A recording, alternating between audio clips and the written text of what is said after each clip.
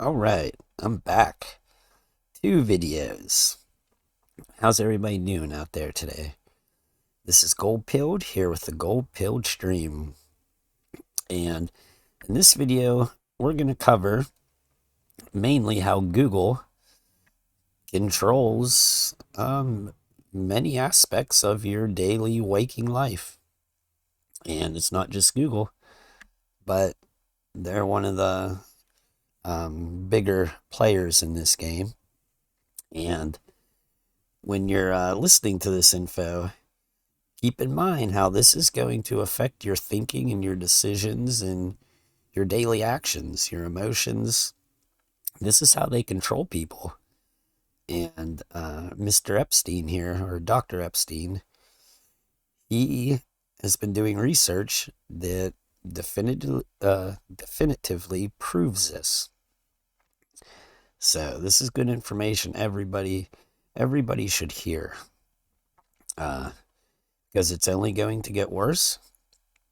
And the tip of the iceberg that Epstein reveals is just that, just the tip of the iceberg. It goes way deeper.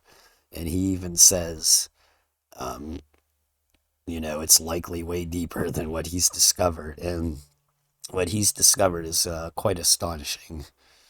So let's share the screen and we'll get started right away because all the clips I have from here, it's a little over an hour of just clips. So it's going to be a little longer video. As always, I tend to talk a little slower than some people. So when you're watching this, change the playback speed.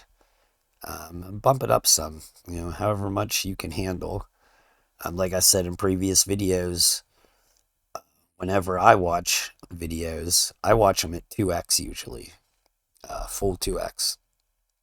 Unless the person in the video is a fast talker, then I might go to 1.5, maybe 1.75, but usually 2x, cuts down half the runtime. So, all right, so this Dr. Epstein, he is what do you call himself?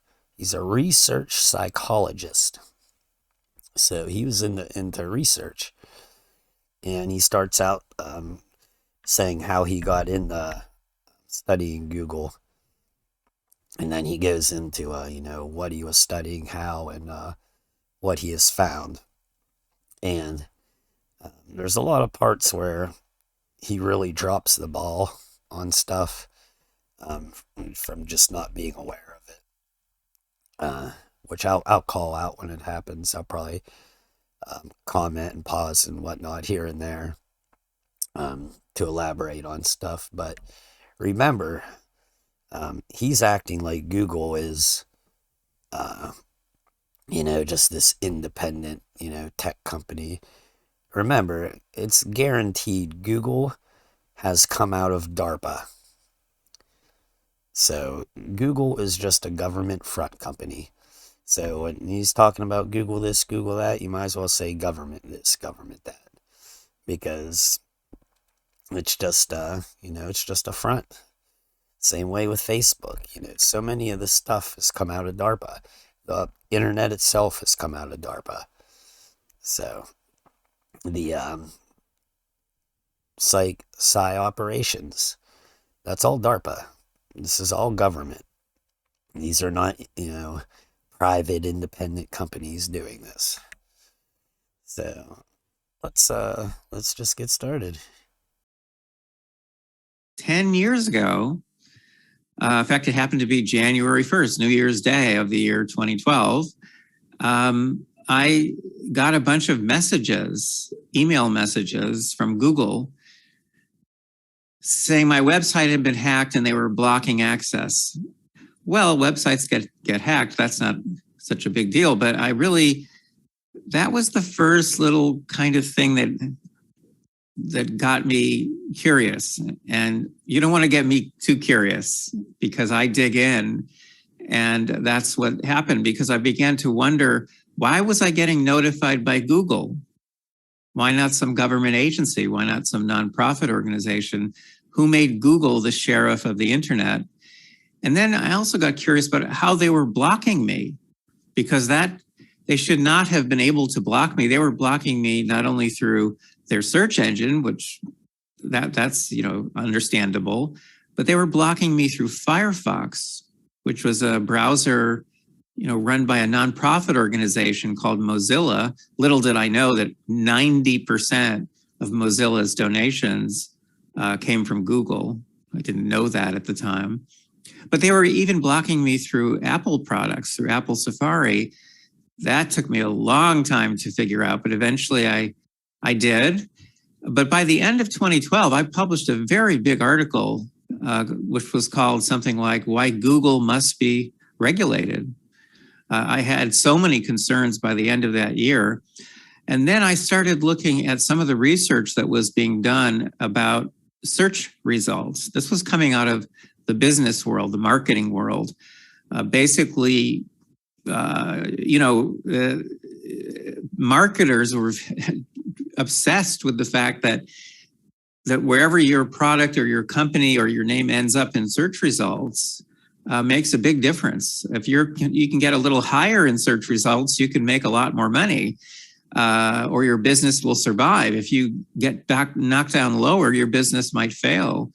And so marketers were starting to do studies about this, and they found the higher a result was in search results, the better. The more people believed in that, and they thought it was by far the best, because an algorithm, people don't even know what an algorithm is, but because an algorithm, and Google's algorithm in particular, was recommending it, it must be good.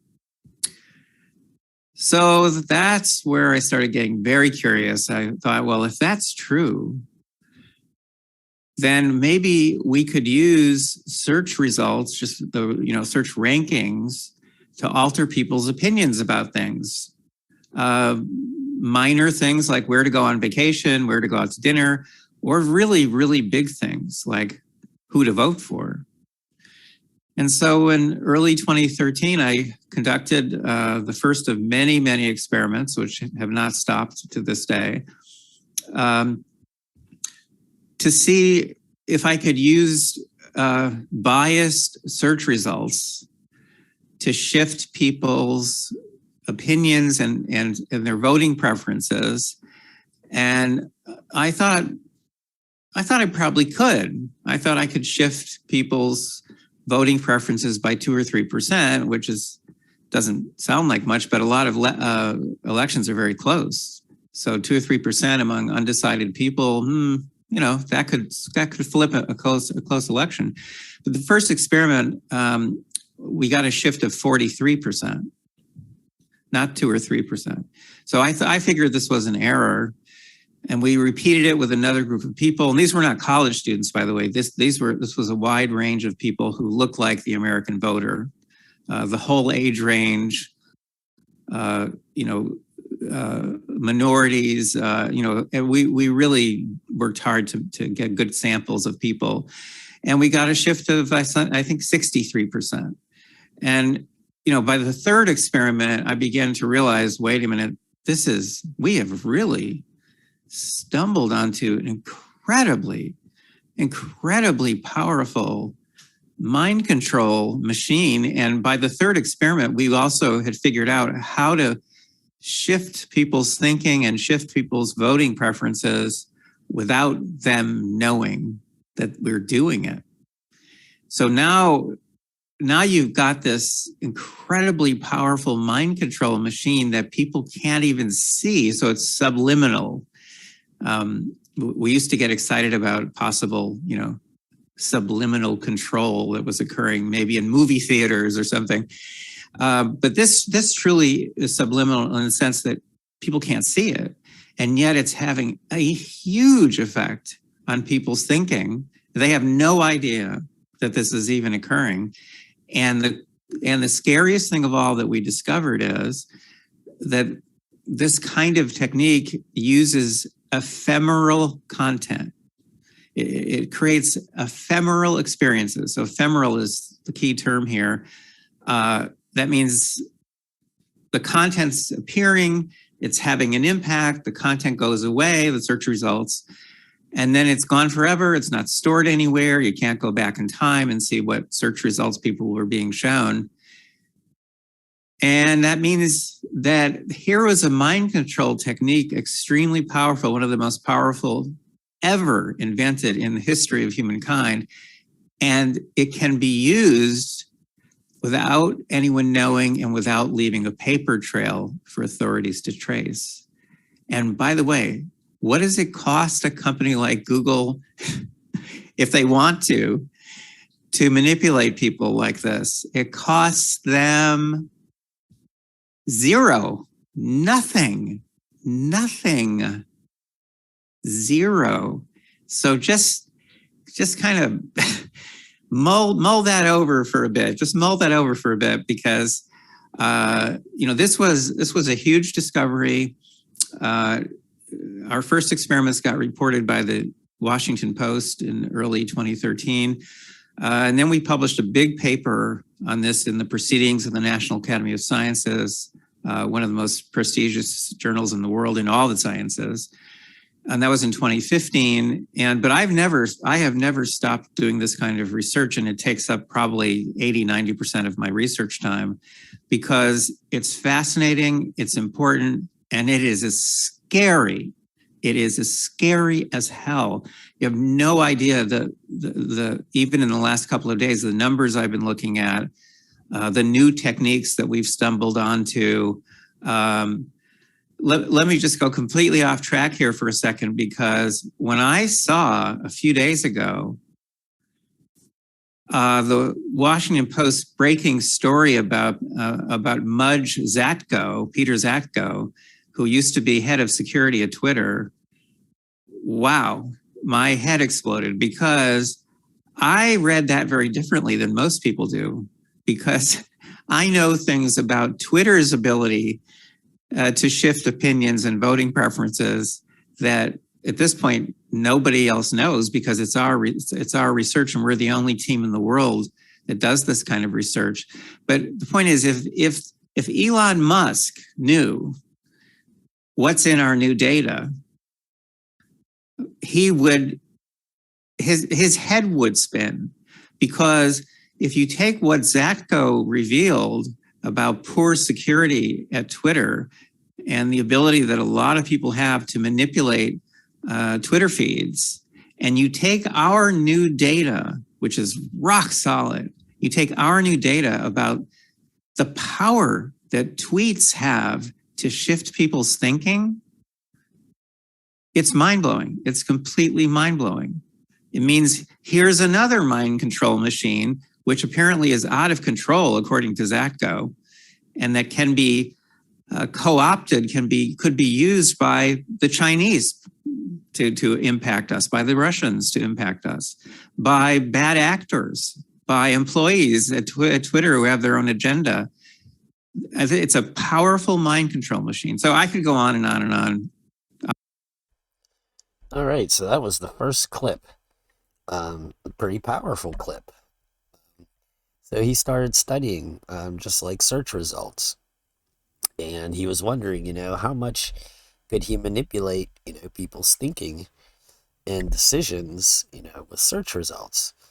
And he figured it'd be, 2-3%. And it ended up being like 43%. He was able to move them. And then they kind of worked out some bugs and did it again. And it was up into the 60 percentile range of manipulating people just from search results. And he brought up the word ephemeral. And what he means by that is whatever Google is, giving you, or, their tactic they're using against you, it's in real time, and then after, it's gone. Like, it doesn't stay there.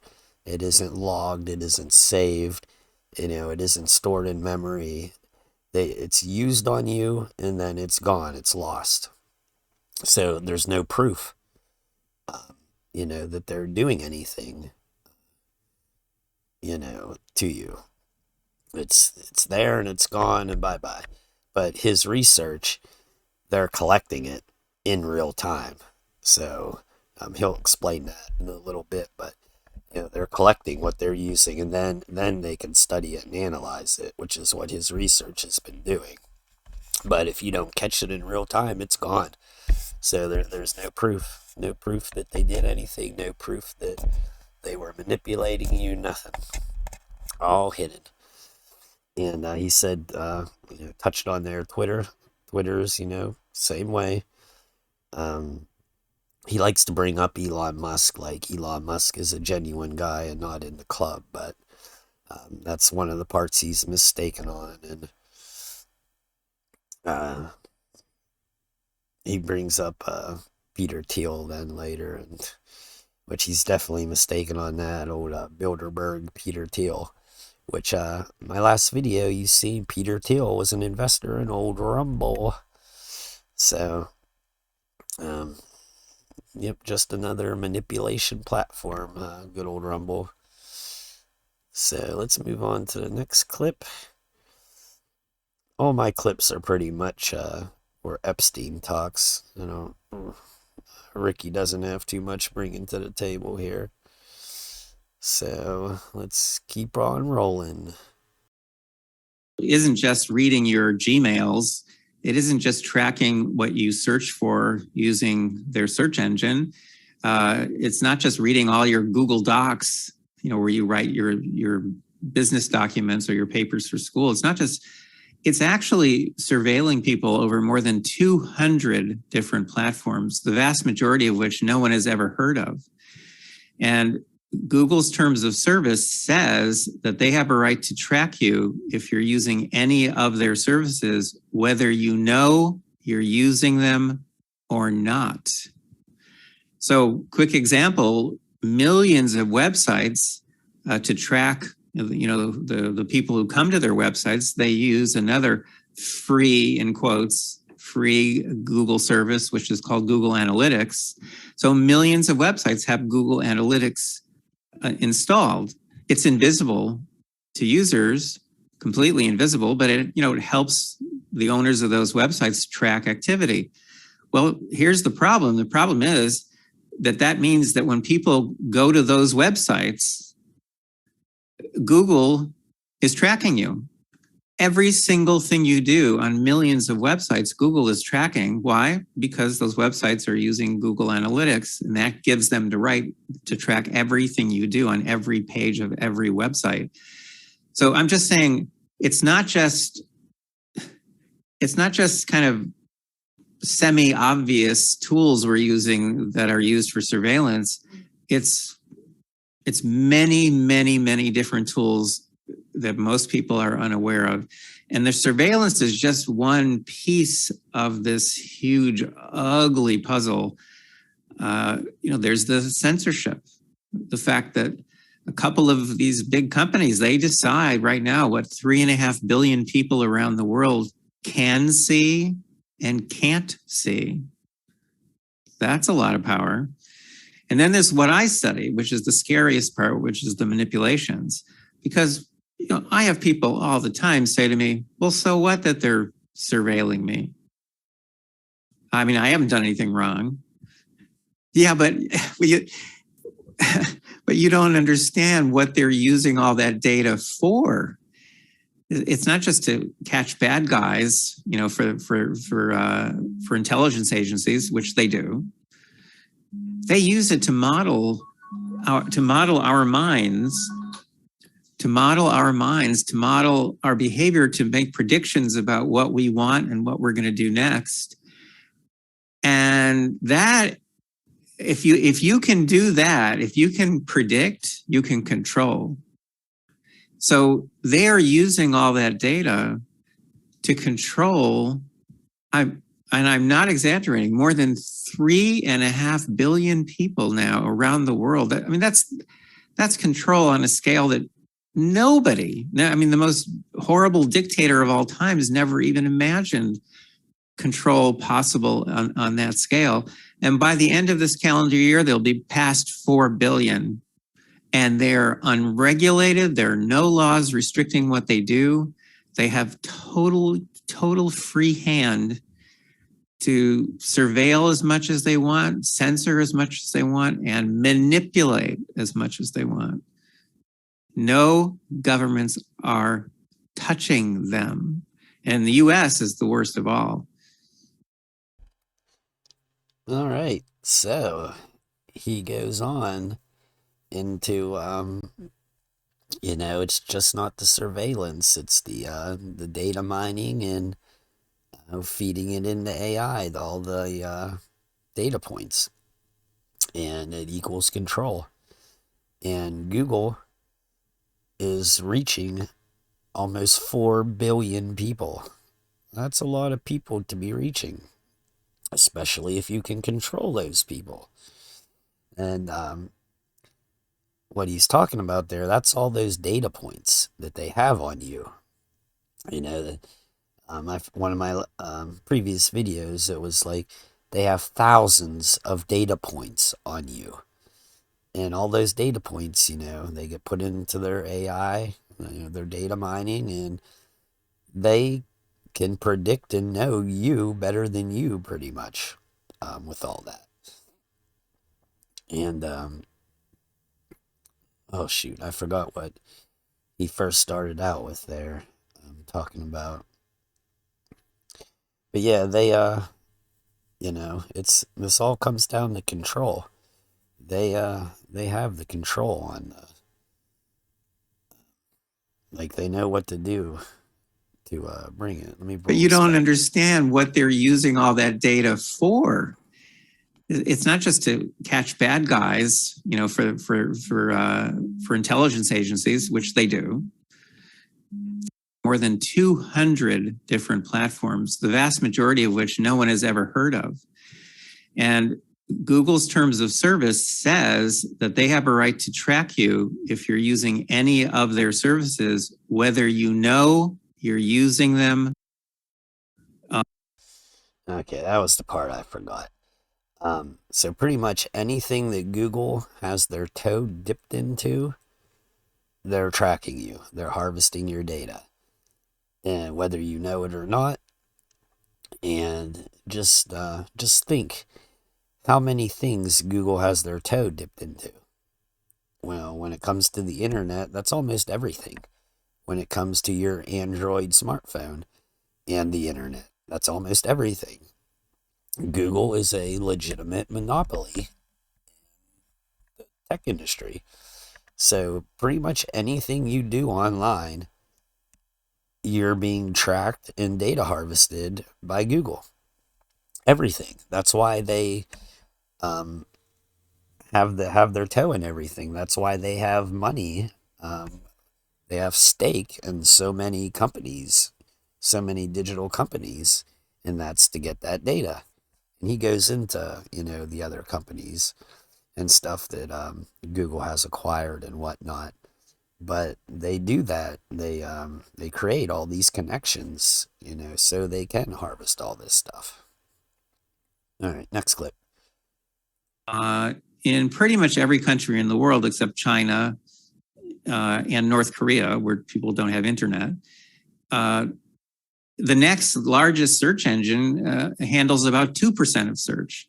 So, they can't impact an election. They can't. You didn't hear the first part there, but it was Google handles 98% of the searches worldwide. 98%. So 98% of internet users worldwide is ran through Google. Now think of all that data they're privy to. Impact much of anything, but if you're controlling 92% of search as Google does, then you can have a huge impact. You can pick the winners. You can determine who wins elections. We figured out by 2015, the Google search engine alone was determining the outcomes of upwards of 25% of the national elections in the world. And that number has gone up since because more people are using the internet. So the more people who use the internet, the more control Google has. And Facebook is scary. Twitter is scary. It's not just Google, but Google is the worst because it was founded by utopians. They've been hiring people with similar values for a long time. And they are the worst. I mean, among other leaks from Google, there's a PowerPoint presentation, which I've written about, called The Good Censor. And they explain in the PowerPoint presentation, which is was meant for internal viewing only, but they explain that, look, of course we have to make decisions about what we show people and what we don't, but we're a good censor because we have good values. So what we censor is the right stuff to censor. Well, I mean, who on earth gave them that authority, gave them that power? Nobody. They seized it. They took it. And they took away control from us, the people. And because they're not accountable to the public. They're not accountable. The people who run these big companies are accountable only to their shareholders. That's it. They just have to make money for their shareholders. But another leak, very weird, scary thing. An 8-minute video that came from Google's advanced product division, never meant to leave Google. It's a video called The Selfish Ledger. And it's about the ability that Google has to re-engineer humanity. They call it resequencing behavior, according to, quote, company values. That's actually in there. I do believe True Stream Media did a video regarding the selfish ledger in Google. If anyone's interested, try and find it. It was pretty interesting. I published a transcript of the selfish ledger. If people go to my one of my websites, it's very easy to get the transcript of the selfish ledger or a link to watch the 8-minute video. But the transcript is, in a way, even more informative because I've highlighted certain passages which I'm very concerned about. So, we know now from whistleblowers like Zach Voorhees and quite a number of others now have come forward. And I'm in touch with people at Google who are thinking about becoming whistleblowers. So I'm always kind of 2 steps ahead, which makes me, twice as afraid. But we know from whistleblowers, we know from leaked emails, we know from leaked documents, because Zach took with him 950 pages of documents. And we know now from leaked documents and whistleblowers from Facebook, and then very recently, a very highly placed person who left Twitter, who's goes by the nickname Mudge. His last name is Zatko. We're learning that all the warnings that I've been giving people now for 10 years, we're learning more and more from the research, from the leaks, from the whistleblowers, that all these things I've been warning about are true. They're true. The companies deny, but they're true. When I testified before a congressional committee in 2019, and just before me, an executive from Google testified, raised his right hand. I think that was my left hand, but he raised his right hand. He swore to tell the truth and all that. And then a senator asked him, does Google have blacklists? And he said under oath, no, we have no blacklists. Well, I had published in 2016 an investigative article in US News and World Report. I highly recommend it to people. It's called The New Censorship. It was about 9 of Google's blacklists. No, I had never seen them. Google denied having them, but I wrote about 9 of their blacklists because I'm a programmer. I have been my whole life. So I know that these blacklists exist from the way, Google's software works. So I wrote about 9 of them. So here it is, 2019, Google representative says, no, we have no senator, we have no blacklists. It was just about 3 weeks later, roughly, that Zach walks out of Google with 950 pages of documents, including 3 documents which are called blacklists. Now think of the arrogance here, because if you were if you were preparing blacklists inside your company, would you call them blacklists? I wouldn't. I'd call them shopping lists or something, but they're actually called blacklists. Zach walked out with 3 of them. 3 of them. Of course, they have blacklists, and those blacklists determine what people can see and what they cannot see. And if you can't see something, if you can't get access to certain information, then the conversation is not complete. The thinking is not complete. And that means they're in control of the conversation. They're in control of the thinking.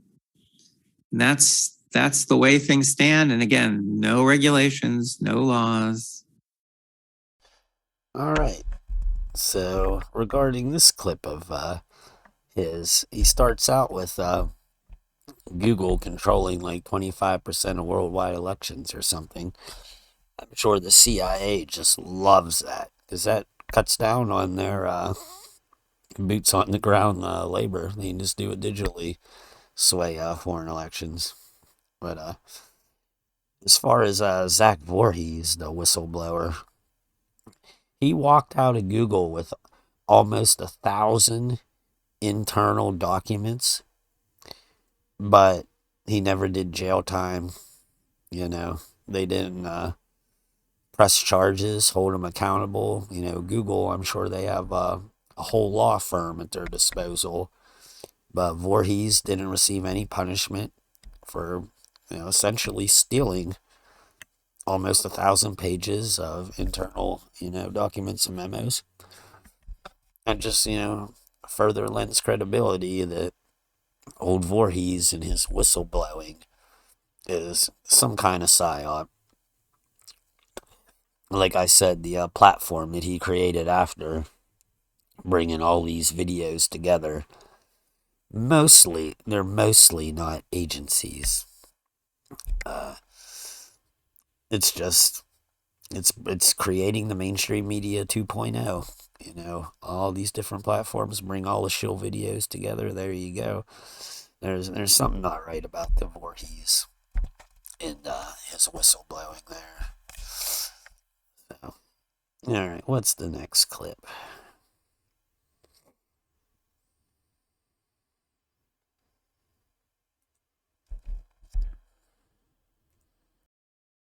Need to be aware of. And the problem with big tech and the role they're playing in all of this is that they control our access to information. So, that's in a way that's a bigger problem than having the pharmaceutical companies try to influence medical doctors and what they prescribe and how they treat. In my opinion, it's a much bigger problem to have these gateways to knowledge, gateways to all knowledge, being controlled by people who have an agenda. They have a very strong agenda. Now, let's, for example, switch over just for a few minutes to COVID-19. I'm vaccinated. I'm fully vaccinated. I'm glad I am, because the people I know who have not gotten vaccinated, including one of my daughters, have gotten very sick. One of my staff recently got very sick. She had a very bad case of COVID for more than 2 weeks. We're not sure yet whether she's going to be one of the long haul victims. I had a mild case of COVID right in the very beginning. Quick side note there. You will get the official C19 story from him. And for being such an in-depth researcher, and don't get him questioning because he doesn't stop. You think he would have applied those skills to the C19 narrative maybe? And maybe uncovered a few things, but nope. He's happy he's been vaccinated because, remember, it's safe and effective. And he would have got it a lot worse if not for that.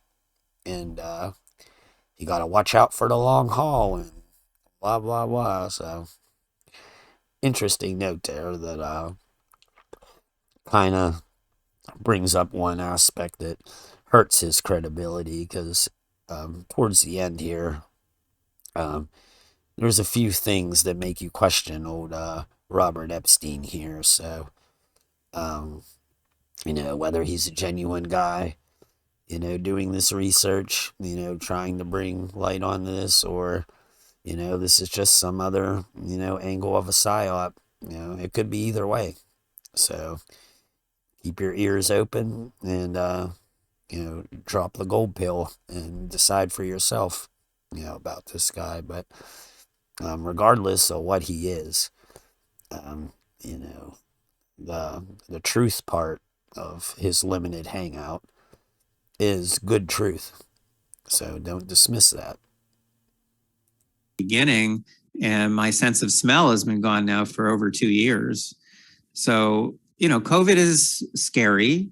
I did get vaccinated for various reasons, and I think it's helped me in the sense that when I've been exposed to COVID, I've not gotten sick, or I've had very, very, very mild cases. Okay, so far so good. But in March of 2020, I published an article on an alternative to vaccines, an alternative to lockdowns, which is called the Carrier Separation Plan, CSP. And I got in touch with people I knew at the White House. I was in regular touch with a member of Trump's coronavirus task force, a PhD there. And people were excited about it at the White House. And I got on to Tucker Carlson talking about it. He was thrilled. Glenn Beck called it a genius idea. I hope the president would take it very seriously. I talked to members of Trump's family whom I know, and there was very strong interest. So what is CSP? CSP is from Facebook. All right, I'm just going to skip that clip part because he's just talking about he came up with a way to handle the C-19 pandemic, and it was like quick, efficient tests. Anyone tests positive, you separate them. Everyone else continues life as normal, and you do multiple testing, so no one slips through the cracks. And he likens it to the way the Chinese did it, which he considers successful. But then Chinese ran into a problem because Shanghai was too big and yada yada. Pretty much, he came up with the correct way to handle C-19, and he brought it to government, and they were all for it. And then he blames Trump for dismissing it and saying, "I'm not going to do that. I'm going to go with the jab route." Because he says Trump got it in his head that he could get the jab out before the fall elections. So that's the way Trump wanted, because he wanted to be the father of the jab or whatever, and that's pretty much what happened. They shut him down and didn't do his method. So at the very least, that clip gives you some insight that he has many connections at many government levels that listen and take him seriously. So you could say he's kind of in the club. I'll just leave that right there. This here is the next clip. So they're very, very money oriented. I think Twitter is money oriented. I think most of these companies are. But one reason why I end up focusing so much on Google is because they have other priorities, which makes them, in my opinion, far more dangerous than other companies. They really have utopian leaders. They really think that they know what's best for humankind. They're really extremely interested in that message that came from that 8-minute video I mentioned. They're interested in the prospect of re-engineering humanity. creating a more perfect world. And they're more aggressive than these other companies in number one, in surveillance, number two, in censorship, and number three, in manipulation. So to me, that should be target number one. But we've actually expanded our research quite a bit now, looking more and more at other companies and other techniques that are out there besides what we call SEAM, which is the search engine manipulation effect. We've now been looking at about a dozen such techniques. We found lots of scary techniques out there that people are unaware of and that are being used to shift people's thinking.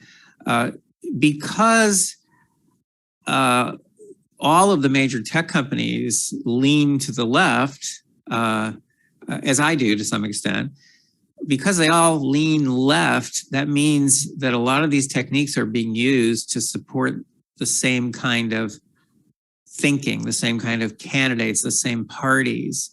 So that's pretty creepy. So we're actually doing research now on what we call MPE, the multiple platform effect, where we're using, on the same research subjects, we're using multiple techniques that come from different platforms to see whether we can push opinions farther and farther. And so far, it looks like we can, of course.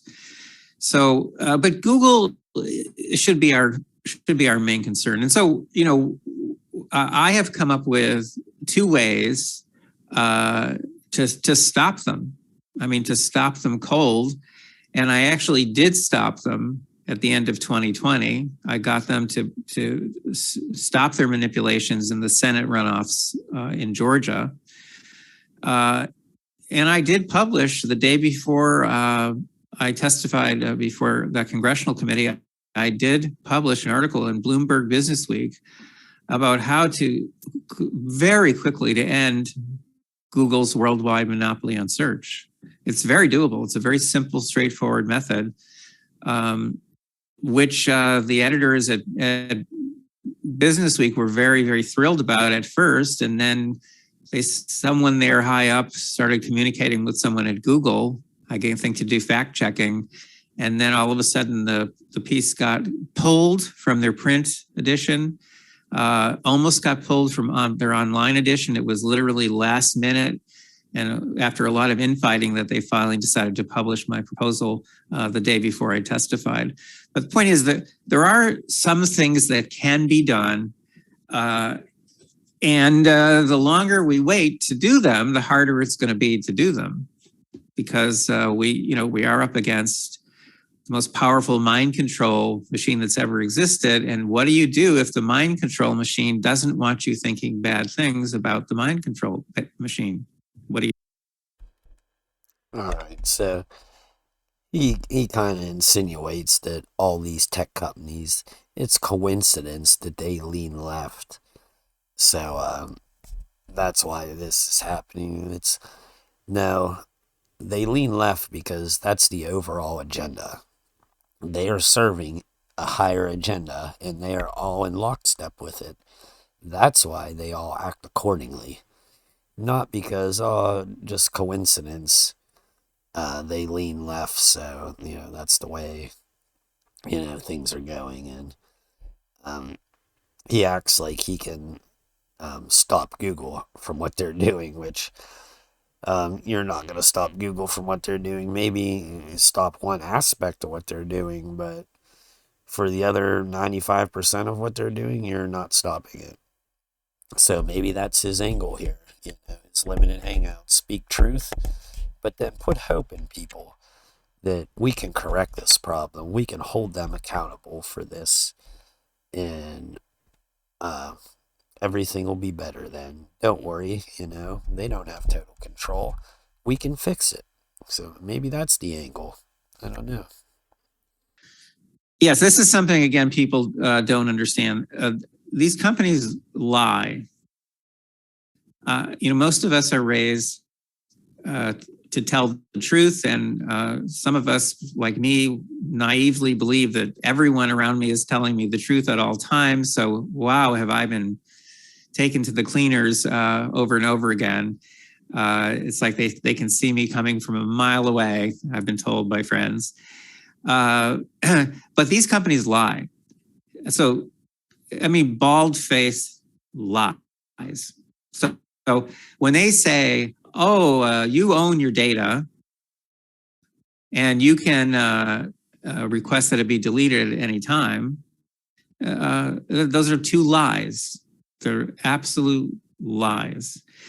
The most that they will do is they will make it impossible for you and other people to see your data.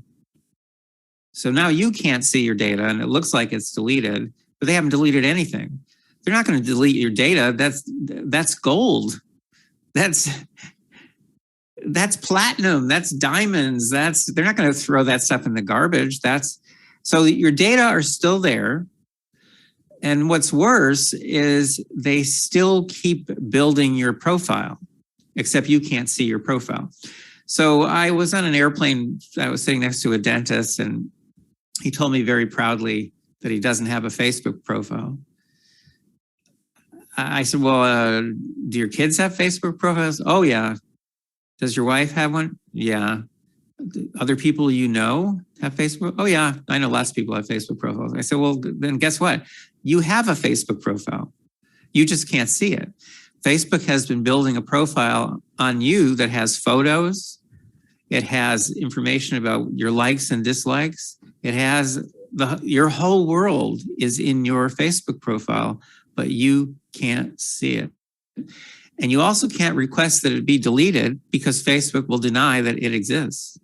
So they have tens of millions of these shadow profiles.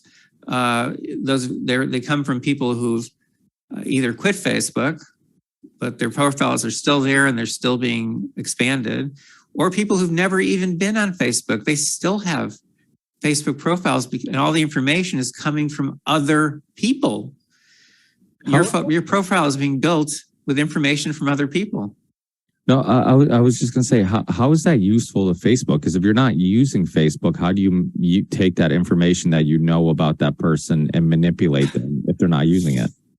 It's the same. It's the same as people who know they have a profile. They're using it to connect you with advertisers, and they make money off of every connection that they make.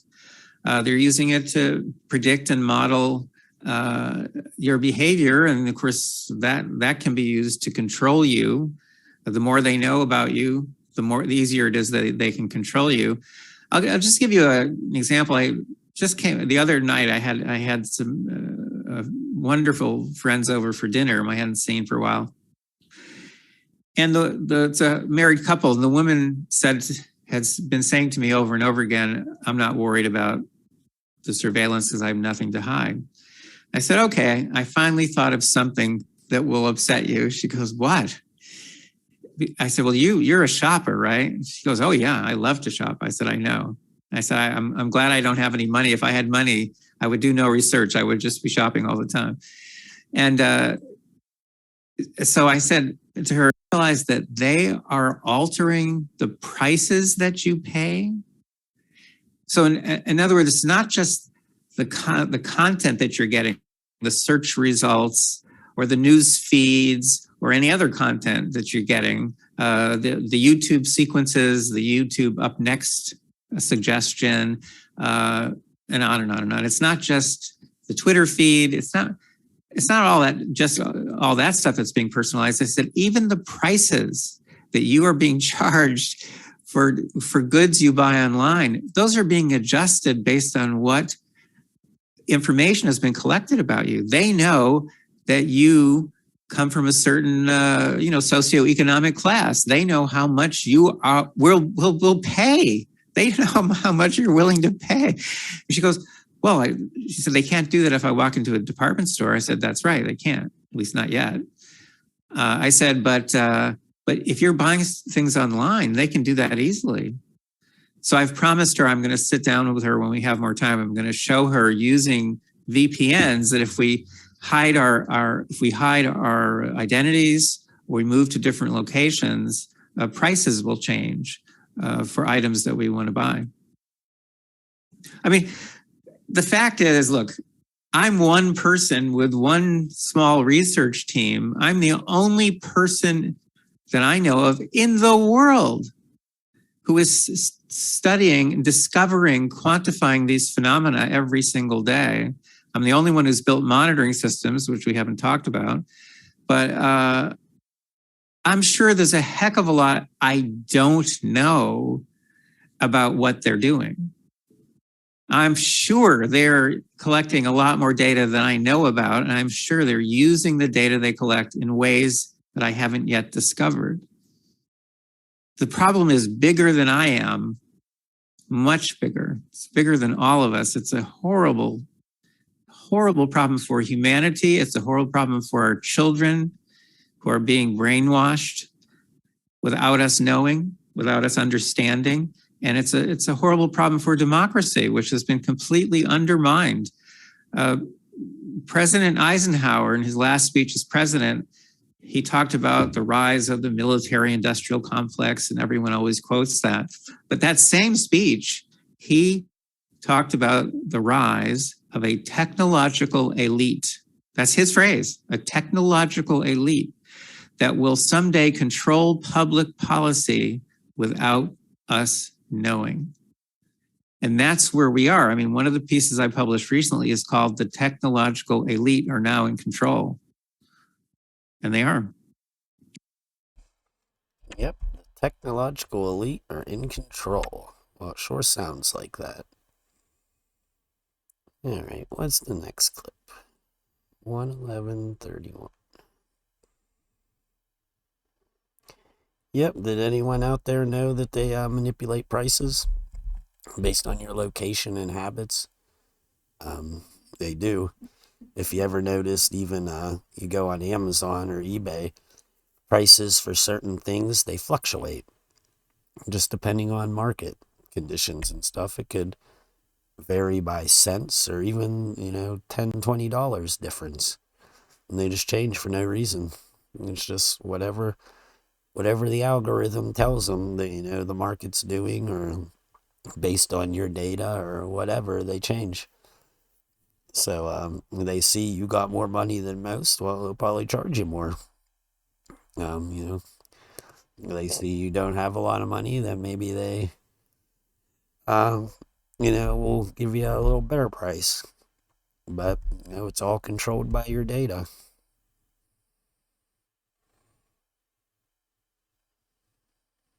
All right.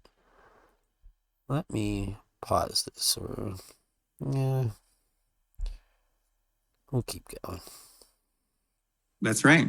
And regarding the battery issue, depending how old you are, most people will remember back a few years, it wasn't that long ago, when you could take the battery out of your phone and you could replace it with a nice fresh one and therefore use your phone longer. And then all of a sudden, you couldn't take the batteries out of your phone. Okay, so maybe that's because they want to sell more phones and they want your batteries to wear down. Maybe. But that's not the real reason they did that. They soldered the batteries in. It's because they didn't want to lose information. And if the batteries are soldered in, then even when you turn it off, there's current still running. It's still operating. It is still spying. Surveillance is still occurring. So, and you can't turn it off completely because you can't remove the battery anymore. I mean, surveillance has gotten completely out of hand. Google purchased the Nest company a few years ago. One of the first things they did was put microphones into some Nest products. Nest makes thermostats and doorbells with cameras in them and so on. Google got caught at some point.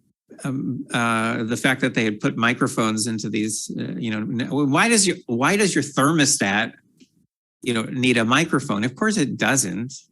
But around the same time that Google got caught, beginning to use products like this for surveillance, what do you know? I looked up their recent patent submissions, and they were applying for patents on methods for analyzing sound coming into microphones in people's homes. Because from sounds coming into microphones in your home, they can figure out whether your sex life is good or bad, or maybe you need some products. They can figure out whether your relationship is good or bad. Maybe you need some counseling. Whether your kids are normal or abnormal, maybe they need some counseling or some drugs. Maybe they need drugs. I mean, what's happening? Of course, and then Google bought Fitbit.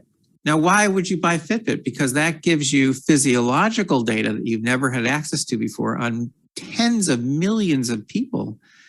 Physiological data 24 hours a day, which means more products and services that they can sell. More matching up of vendors with everyday people who have no idea what's going on. People, it's not just that people don't know what's happening. They don't even know what they don't know. They just have no clue. I was sitting, I did a couple of speeches for the National Organization of Attorneys General, and I've been working with those people since 2015. Because they, some of them want to correct these problems. They're just having trouble figuring out how. But I was sitting next to a man who was on the staff of a state attorney general. Next to him was his wife, who's a judge. And I'm just, talking to them like you and I are talking about these issues. And then all of a sudden the judge says, "You're not going to believe what happened to us a few nights ago." I go, "What?" She says, "Well, we have Alexa. And we love Alexa. We say, Alexa, play some Mozart, please." And, she does it. And she said, "But my husband and I were talking about whatever it was, some topic or other. And then Alexa spoke up and actually said something relevant to our conversation." I said, "Well, yeah, these devices are always listening and always recording." Well, she said, that's outrageous. She said, "That shouldn't be allowed." I said, "Well, then do something about it." But again, this is something that Joe Rogan, that really, I think he really started worrying toward the end of our interview, because what he was realizing was that all of these kinds of things that I'm telling him about, no one else is investigating. No one's doing science on this. No one is building, again, we haven't talked about monitoring systems, but it's just me and my people. And who are we? Who are we? Why is it just us? Why isn't there a whole institute at Harvard, trying to solve these problems? They sure as hell have a big institute on tech, and their main funder is Google. They're not tackling these problems.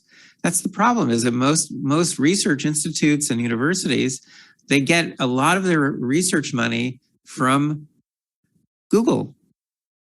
The few people who have gone after me in print, and they're very few, but the few people who've gone after me in print, 3 out of 4 of them, I've been able to determine they all got money from Google.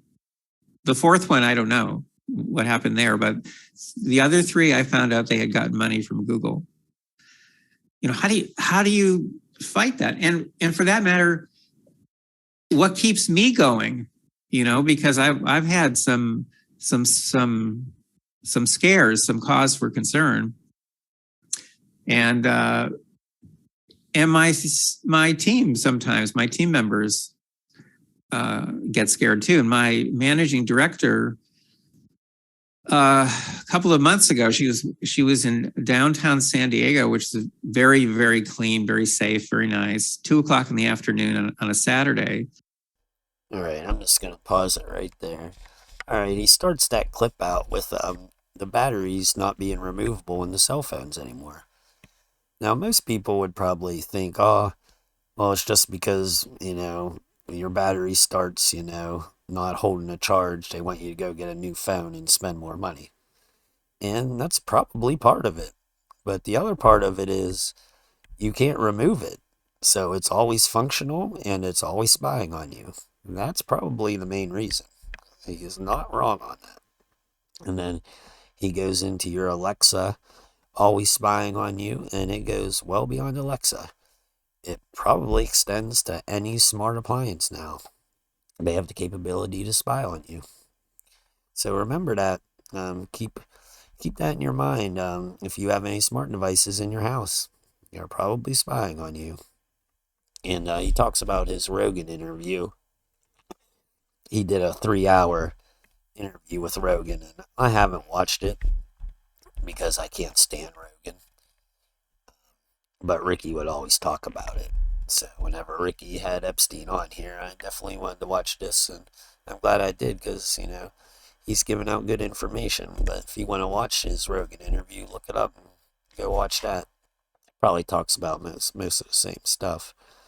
But, and I stopped this little clip short. All he talks about is his colleague.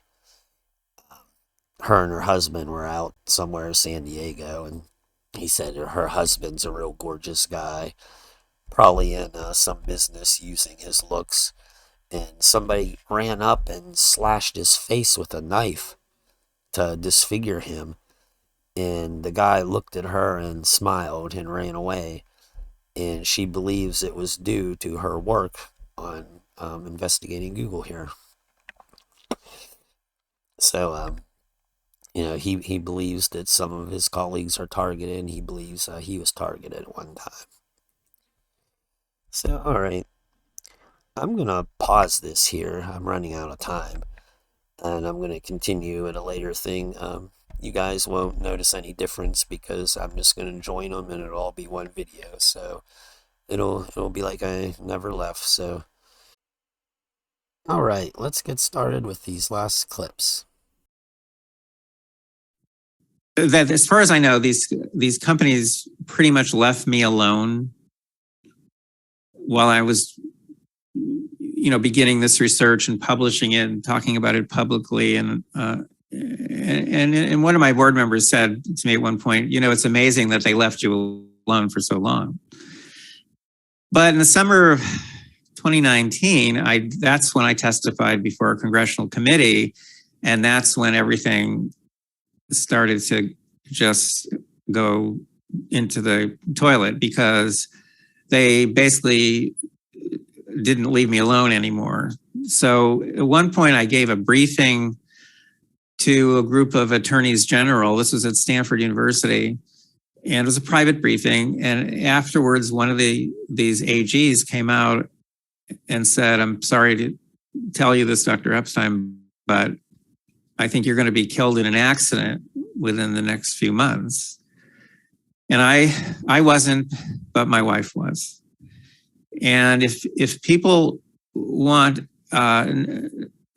just to get a glimpse of Misty and how beautiful she was, and there's a wonderful little news story that ran on San Diego television, after the accident. And so I put it at the link mistysdeath.com, and it's just 2 minutes long, but it's really beautiful.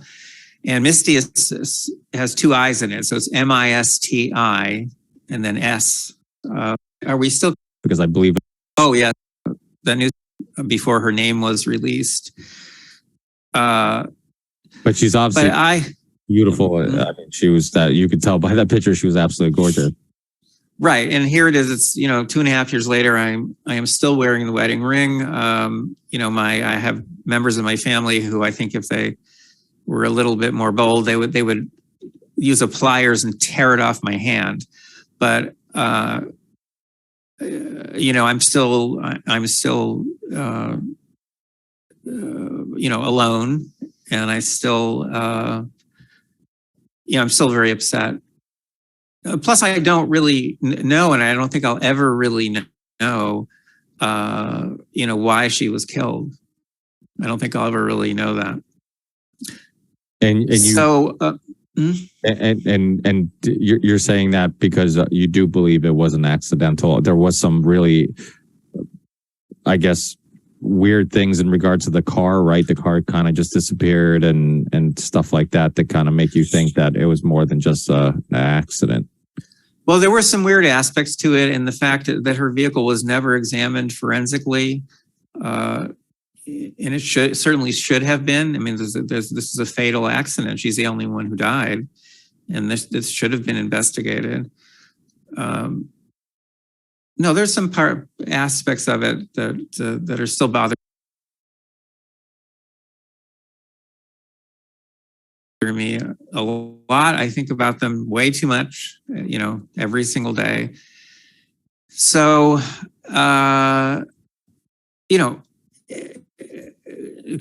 could tech companies actually make some terrible things like this happen? I would like to believe the answer is no, especially since one of Google's top executives is an old friend of mine, Ray Kurzweil. I was friends with both him and his wife, Sonia. I was on the board of a school she had for autistic children. She's a PhD psychologist, just like I am. But, they won't talk to me. They haven't talked to me in years, and they will not talk to me. I used to have dinner with Sonia fairly regularly, but because of the research I do, not because of any conflict between us, we've only been friends. We've never had any conflict at all. I mean, I went to their daughter's bat mitzvah. They came to the bar mitzvah of one of my sons, and, never any conflict. But neither one of them now will talk to me at all because of the research I do. That's interesting. Used to be good buddies with Kurzweil, and I'm assuming Sonia's his wife. He was even at their bar mitzvahs, and the Kurzweils were at his bar mitzvahs. Gives you just another aspect of this guy's background for discerning whatever you discern out of this. So, these are not, I understand better than anyone in the world how big these issues are. These are issues that are determining right now the thinking and behavior, of 3.5 billion people around the world. If that isn't big, I just don't know what is. They are undermining our democracy.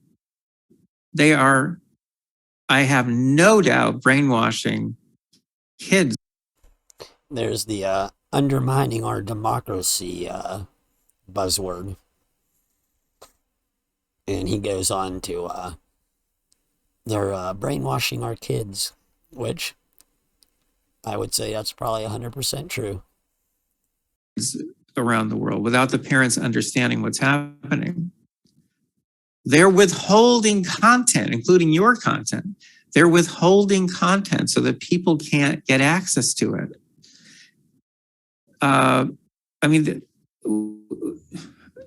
Tell me an issue that's bigger than that, except maybe nuclear war, but I don't think, nuclear war right now is affecting us every day. The stuff I'm talking about is affecting us and our kids every single day.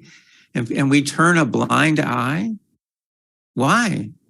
Why do so few members of Congress have any concerns?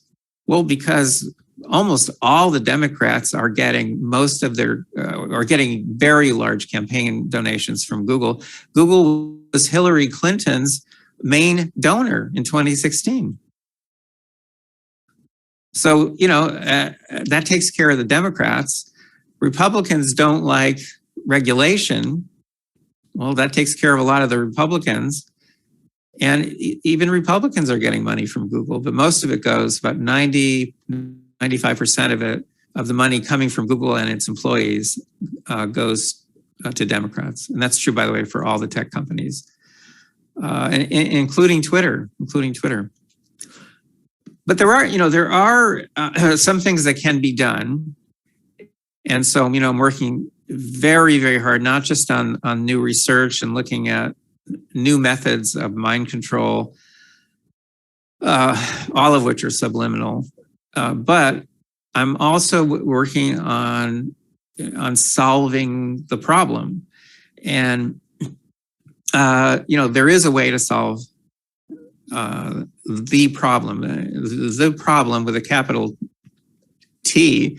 The problem is, the enormous power that these companies have in three areas: surveillance, censorship, and manipulation. And there is a way, I've come to believe over the years, there is a way that we can actually get these companies under control. And the way to do it is with setting up what I call passive monitoring systems. So what does that mean? That means that we do to them what they do to us. So we have to start keeping track on a large scale of the content they're showing people. Or if it's a device like Alexa that talks, of the content they're telling people. We have to start keeping track. We don't. I mean, again, my team is the only team in the world that's been doing this and building these systems since 2016. But we've learned a lot. We're getting better and better at doing this. So what are we talking about here? What do we mean? Well, in 2018, there was a leak of emails from Google to the Wall Street Journal. I had lunch actually with the reporter who wrote this article. So I kind of got the inside scoop. Basically, in the emails, one Google employee is saying to others, how can we use ephemeral experiences? There's that word ephemeral again. How can we use ephemeral experiences to change people's views about Trump's travel ban? When I read that, this is 2018, I could not believe it. I could not believe it. Ephemeral experiences, that's what I've been studying since 2013. And here inside Google, they're saying, how can we use ephemeral experiences to change people's views? And I'm thinking, my God, that's exactly what I've been studying. And they know all about this. And they actually have language that they use to describe what they're doing.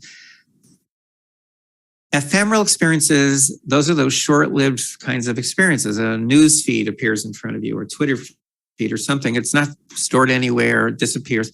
But what happens if you capture it? If you capture it, if you preserve it, then you can analyze it. And you can see how they're using all this content to influence people. So we first did this successfully in 2016, pretty small scale. We had 95, we call them field agents in 24 states. We equipped their computers with their permission. We equipped them with special software, which we call passive monitoring software. So then when they were doing political searches on Google, Bing, or Yahoo, we kind of took a snapshot. Whenever they did any kind of political searches, we took a snapshot of the first page of search results. We grabbed the links. We grabbed the web pages that the links connected to, and we preserved data. We preserved 13,000 searches, 130,000 search results, and about 98,000 web pages. And we preserved it. We actually captured some ephemeral experiences, and then we analyzed it. And when we did, we found, no big surprise here, that Google search results, but not Bing or Yahoo, Google, the one that counts, were highly biased, favoring Hillary Clinton, whom I supported. So I'm cheering. Good job, Google.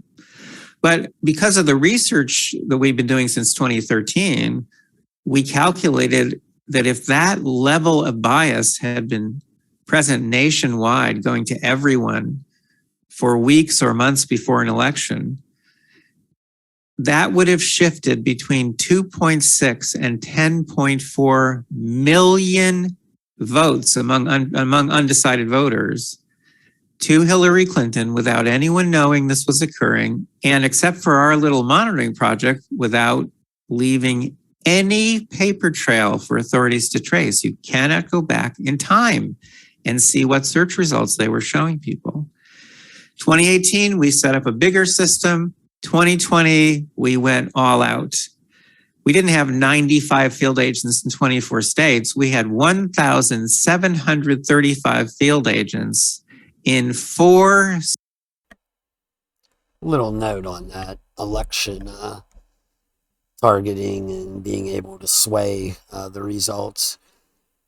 Just think, if they wanted Hillary in office, she would have got into office. They could have done this technique he's speaking of and, pushed the scale. They could have done any number of things, but they didn't. Trump got in there. So if big tech was supposedly so working against Trump, he would have lost. But he didn't.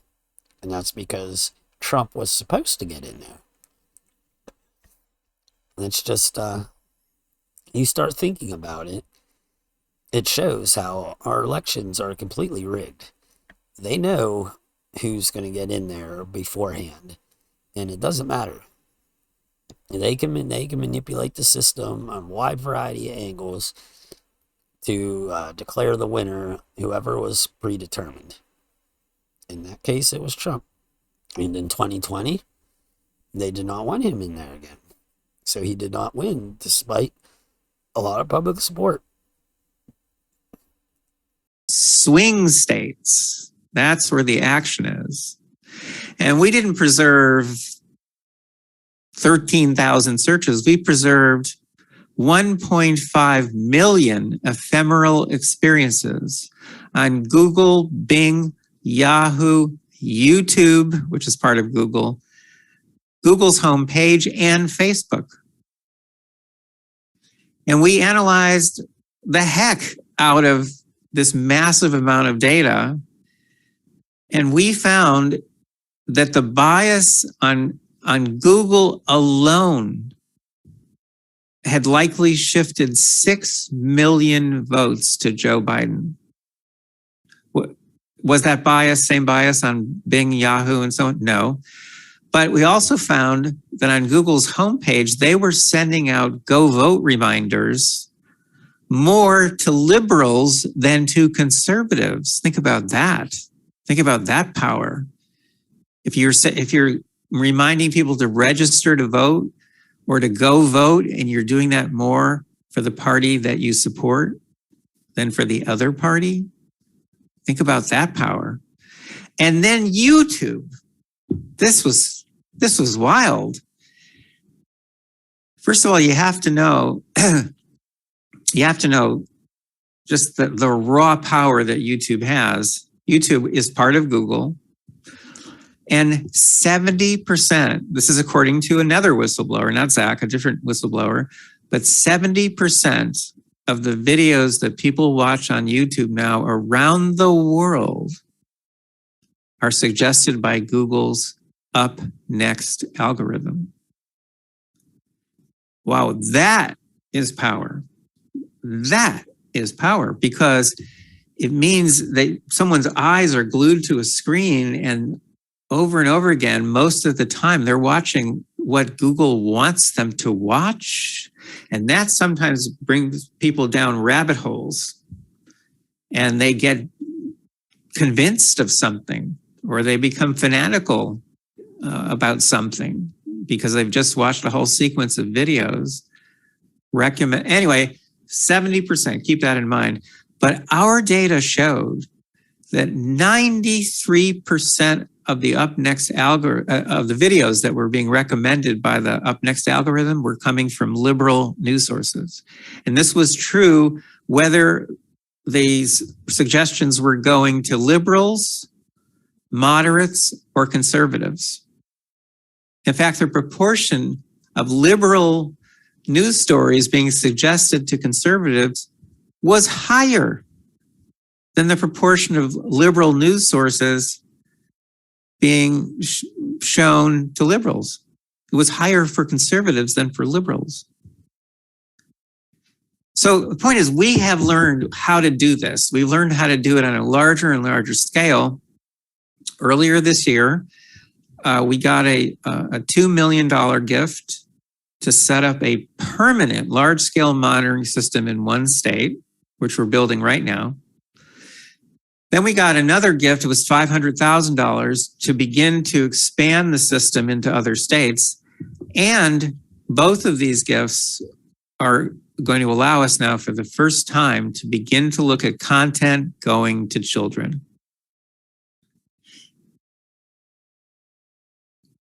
Why is this important? This is important because if we can get this stuff going on a larger and larger scale, which is what we're hoping to do this year, and get it into all the swing states, then we've rescued democracy from the tech companies. I'll tell you why in just a second. If we can expand this into all 50 states and we can look at content 24 hours a day that's going to kids, we will be rescuing our kids from brainwashing by the tech companies. So how do I know that? Why will this work? Because on October 30th, 2020, we went public with some of the data we had been collecting from the presidential election, which was very, very clear and very disturbing and very biased. And we went public with some of that data. And as a result, on November 5th, 2020, 2 days after the presidential election, 3 US senators sent a very detailed threatening letter to the CEO of Google saying, here's what Epstein found in the presidential election. He found all this bias and he found this and he found that. You know, how do you account for that? And you know what happened as a result? Google turned off the bias in the Georgia Senate races. They turned it off completely. They didn't send vote reminders to anybody. And in their search results, political search results, there was no bias at all. In fact, it was Zach who actually said to me, Zach Voorhees, he said, yeah, they can turn bias on and off. He said, like flipping a light switch. That is a quote from Zach Voorhees, like flipping a light switch. And they flipped the switch. We got them to turn off the bias. We got them to turn off the bias. And we know that for sure because we had more than 1,000 field agents in Georgia, conservatives, moderates, and liberals. We know for sure they turned it off. And that's the whole point. If we're monitoring, if we're doing to them what they do to us and our kids 24 hours a day, if we're doing the same thing to them, then guess what? They become accountable to the public for the first time. And without any laws being passed, without any regulations being enacted, they will pull back. They have to pull back. Because we have the data. We have massive amounts of data, which is admissible in court, which brings me to Donald Trump. Donald Trump claimed over and over again that the 2020 election was rigged, and he went to court, 60 different court cases, all of which were thrown out because he had no evidence. But I had the evidence. I have the evidence. You know, and members of his family know all about my work, and he knows about my work. He tweeted about it at one point. Why didn't anyone from, his team contact me? Why didn't they bring my data to court? I will never understand that, except call me cynical, but I just don't think Trump really cares about real data or cares about real evidence. I think for him, just going to court and making a big show was all he wanted to really do. But the fact is, I have rock solid evidence, which is admissible in court, that shows how the tech companies were shifting millions of votes in the 2020 presidential election. And more important for all of us, I have data showing that they turned that switch off for the Georgia Senate races. We can stop these companies, all of them. We can stop them with large-scale permanent monitoring systems, and we can get them to back away from our kids too. And then, by the way, I can't wait to see, we're getting our first trickle of data now, and that's going to get bigger and bigger and bigger, and then it's going to become overwhelming. But I can't wait to see what the actual content is that these companies are sending to our kids. I think it's going to be so disturbing. I have 5 kids myself, so I think it's just going to be incredibly disturbing to see what our kids are actually seeing and what they're hearing on these devices, because I don't think parents have any idea. All right. Interesting segment. So he's talking about Trump and the election and how, oh, he lost all these courts, but I had the evidence. And that just goes to show you that that was all dog and pony show. That's all bread and circus, that whole election fiasco. They didn't care about proving fraud. It was just all to distract and deceive the public. You know, if they really cared about evidence, maybe they would have contacted this Epstein. You know? And it'll be interesting if he does continue with this with children, because I can only imagine what they're directing at children. And again, you have to wonder, what's this Epstein's angle? Because it sure seems like he's in the part of the club too. All right, we only got 2 more short little segments, so let's roll them. Well, and we're talking about masters of manipulation. So whatever they're doing, it's not going to be, in your face. It's not going to be obvious. It's going to be subtle. And by the way, that idea is in that 8-minute film that leaked from Google called The Selfish Ledger, which is about re-engineering humanity. That idea of subtle manipulation is very clearly stated in that film. They know how to, not just how to manipulate, they know how to do it invisibly, subtly, in ways that people are unaware of. And fortunately, that's what we study. Which brings me to billionaires. So if anyone out there knows anyone who knows Elon Musk, because he would be perfect to fund this monitoring system that we need to make permanent nationwide. If anyone out there knows Elon Musk and can get me 5 minutes with him, or Peter Thiel, or there are lots of people out there, Sheldon Adelson's widow, there are dozens of people out there who I think would understand what we're doing, would appreciate what we're doing, and we know how to do it at this point. We've been doing the research for almost 10 years, and we've been building. So is this guy really that naive? Like, really? Elon Musk is going to help this project? Peter Thiel? Bilderberg Peter Thiel? I think he's a little busy making millions off of Rumble right now, controlling the alternative media. Or Adelson's widow? Come on, Epstein. You think those people, yeah, they might care about your project, but what they're going to do is probably put money into it, and then, oops, another Epstein didn't kill himself, and they'll take your technology because they invested in it, probably in the contract they now own it.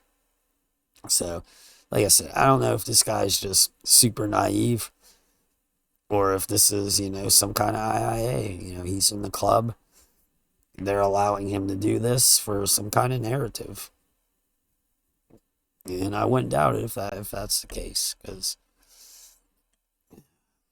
why is it there's so many smart people in the alternative media, but they are so dumb at the same damn time? You could say they're naive, but they're also dumb. Like, they're so smart about like 80-90% of stuff, but then 10% they're dumber than a box of rocks. I can't understand that. And that's why I trust no one in the current alternative media.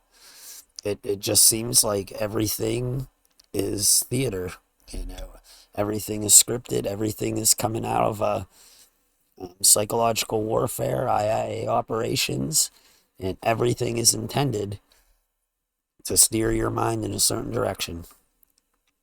It doesn't matter how much truth they give you. If that truth is given with an ulterior motive or an ulterior angle, then it's gonna play in their favor, whether it's truth or not. So that's why I'm doing what I'm doing, is because I know I'm a genuine person. I don't got any bias. I'm not begging to buy me coffees or whatever else. It's an unbiased opinion, and I'm not playing the naive or stupid part here. I'm calling it as I see it. And I don't play with bullshit. And even before I woke up, there was a long time that I can't deal with stupidity. So maybe I'm lucky, but the monitoring systems now since 2016, and we're getting good at it. And we actually had an impact in 2020 because we're getting so good at doing this monitoring. And I have wonderful, wonderful teams, and we take all kinds of precautions to keep each other, safe and healthy. But we need to expand. So right now we're building permanent monitoring system that's going to look at content going to kids and voters in one state. We have some money to help us start expanding into other states. We want to get into all the swing states if we can before the midterm elections, which will make those much fairer. In fact, if no one's monitoring, I guarantee you that these companies will be using every single one of these techniques that we've studied, and probably a dozen more that we haven't discovered yet, to shift votes. So we want to get into the swing states as fast as we can and as soon as we can before the midterms. And then after the midterms, we want to expand into all 50 states, I hope by sometime next year. And 24 hours a day, be looking at content going to children, content going to adults, content going to voters, content going to people who haven't registered to vote yet, but maybe they're being pushed one way or another. We can look at many, many different kinds of ways in which these data are being used or abused to manipulate, because the key is to capture the data. Once you've captured it and you've protected it and you've made multiple backups and so on, once you've captured it, then it's there to be analyzed. You can go back in time and see what news feeds people were being shown, or what search results or search suggestions or Twitter feeds, or on and on and on. Once it's captured, all the stuff that's ephemeral and normally disappears forever, once it's captured, then all kinds of people can analyze those data, and authorities can analyze the data. And the Federal Election Commission and the attorneys general and the attorney general of the US, and so on and so forth. But the key is to capture it. You have to preserve it. If you don't preserve it, it's gone forever. The one reporter that I have talked to a few times in the UK, she's done investigative articles on Google. She was just positive that Google had manipulated the Brexit vote. She was positive. But she actually wrote in one of her articles, but we'll never know, because you can't go back in time. That's the point. That's why we have to set up these systems so that we can go back in time, or we can, even better yet, do what we're doing now, which is we can analyze these, look for these manipulations, look for the bias in real time. Look for it right now. And when we see something that looks suspicious, we analyze it now and we report it now.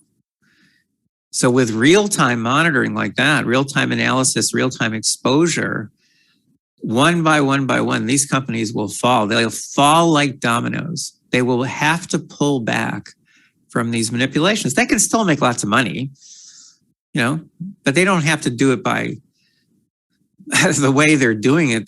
They're really horrible disgusting, obscene way that they're doing it now, which is by manipulating almost everybody and kids.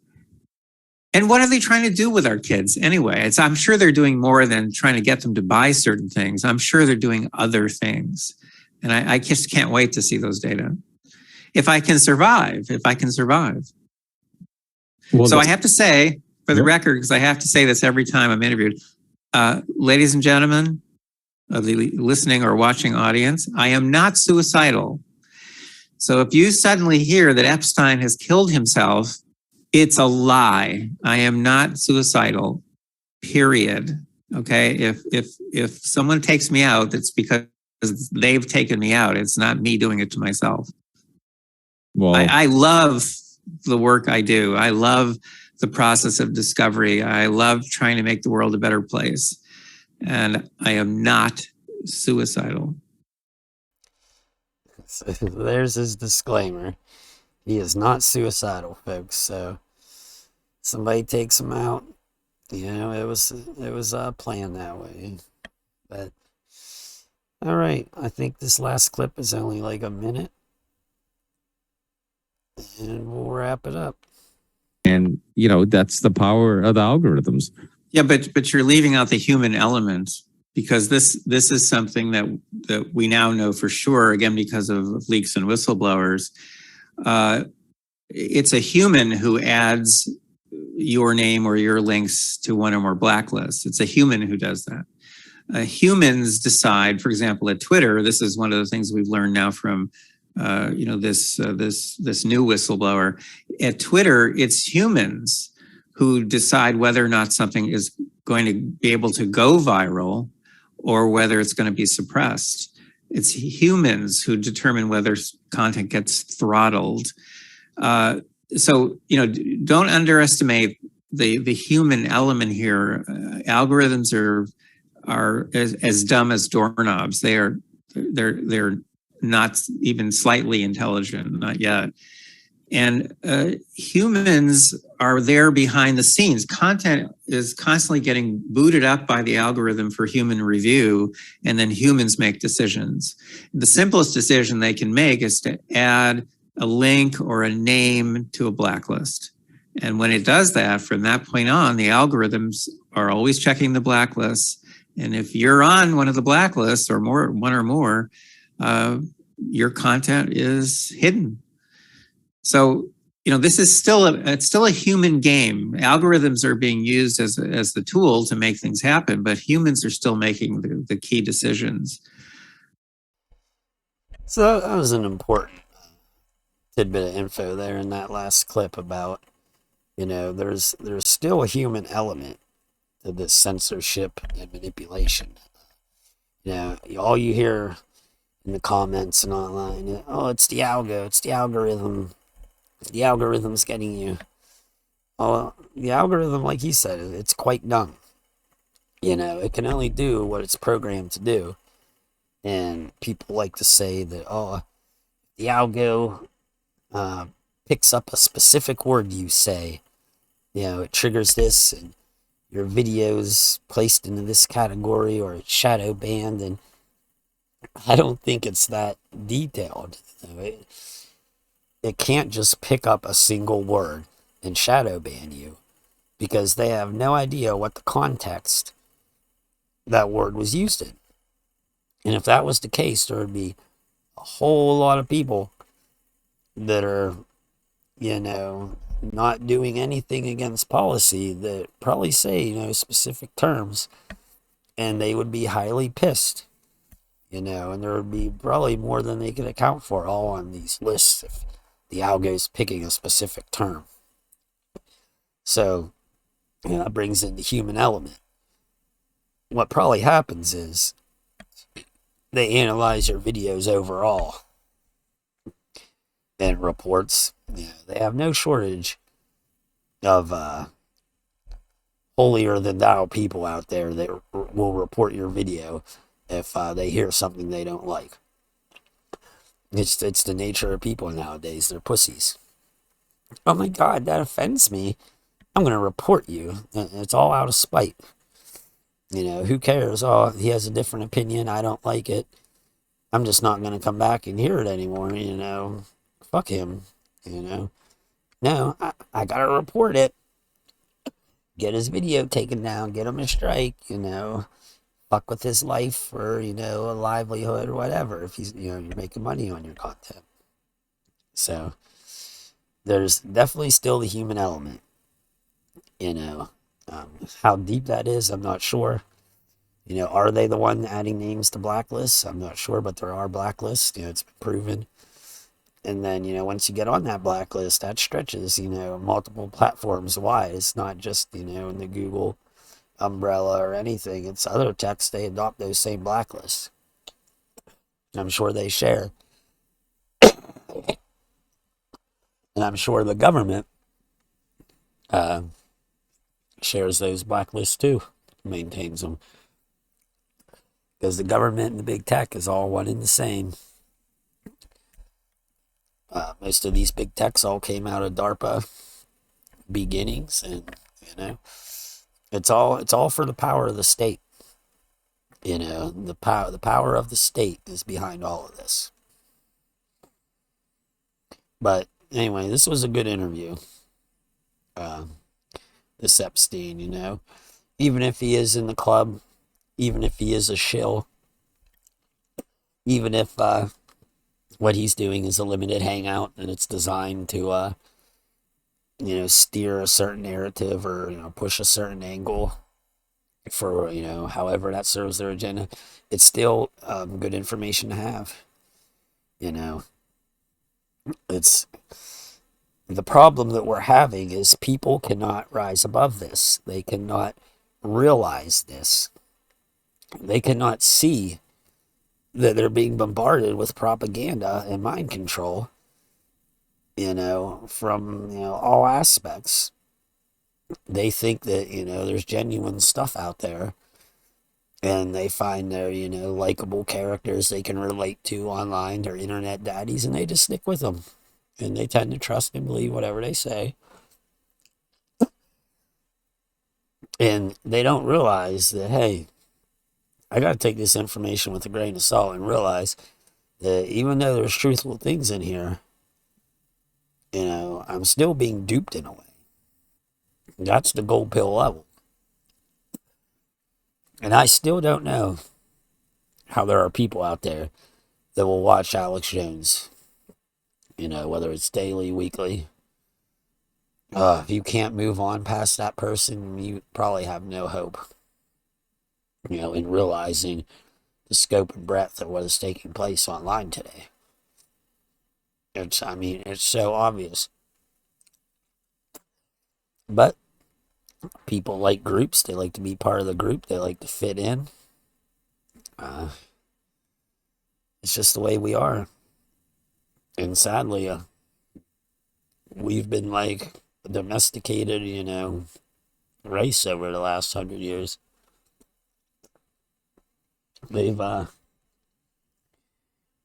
carefully turned us into exactly what they want.